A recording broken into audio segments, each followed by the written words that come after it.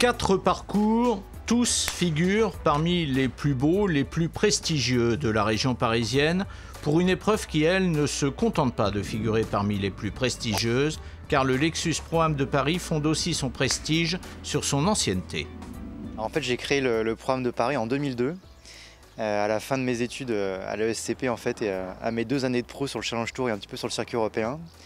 La combinaison de tout ça m'a donné envie de créer ce tournoi, puisque je trouve que les Pro-Am, c'est parmi les plus beaux événements, et pour les pros et pour les amateurs.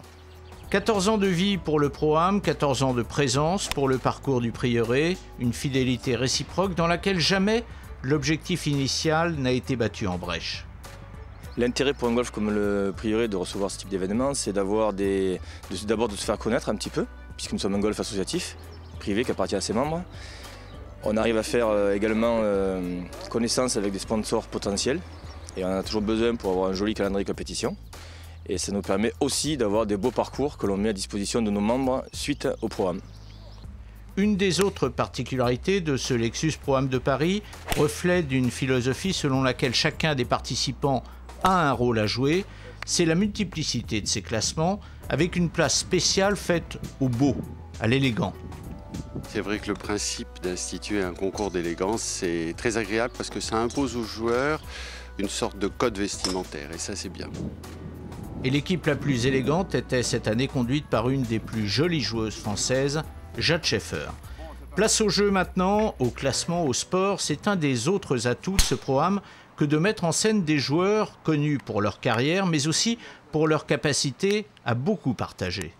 On passe quand même donc 5 heures par jour, donc ça fait 20 heures. Bon, c'est très sympa, puis on peut donner des conseils sur un peu la stratégie ou expliquer comment on sort d'un bunker.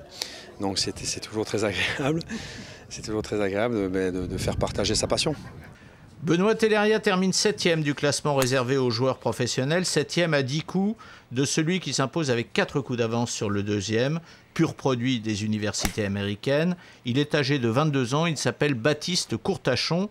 Ce sera lui, le meilleur pro de la semaine, avec un total de -10 sur 72 trous. Néanmoins, dans le classement brut par équipe, Baptiste et ses partenaires n'apparaissent qu'à la 8e place, très loin du score de -24, réussi par l'équipe qui remporte donc ce 14e Lexus Pro-Am de Paris, des amateurs de très haut niveau qui, chaque fois que le besoin s'en est fait sentir, se sont substitués à leur pro, leur chef de file, Benjamin Nicolai, déjà vainqueur dans le passé.